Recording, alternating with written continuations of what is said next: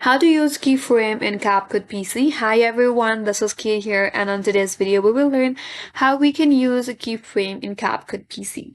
So without further delay, let's get started. First of all, open up CapCut in your PC and import your video where you want to add keyframe on. So drag the video to your timeline. Once you have your video on your timeline, you have to click the video on the timeline. Then you have to place this vertical line on the position where you want to add a keyframe. So you can use keyframe to zoom in and zoom out a video using a keyframe. For that, select a particular clip and then place this vertical line right there. Click on this video on your timeline. Now navigate to the menu section at the top. Go to the video.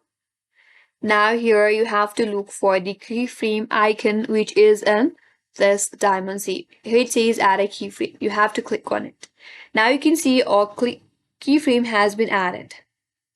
Now to add another keyframe, again you have to place one keyframe right here. So you have to move this vertical line onto the next position and again click on the video on your timeline, head over to the keyframe, add another keyframe.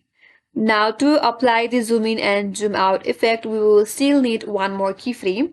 So navigate to third position, place this vertical line right here, click on the video on your timeline, head over to this menu section, add another keyframe. So once you have added 3 keyframe, now to apply the zoom in and zoom out effect, you have to click on this keyframe at the middle and now you have to zoom in your video. So once you're done with that, if you play your video from the beginning, you will have this zoom in and zoom out effect with the help of keyframe. That's it, and that's all for today's video. If you're new to our channel, consider subscribing.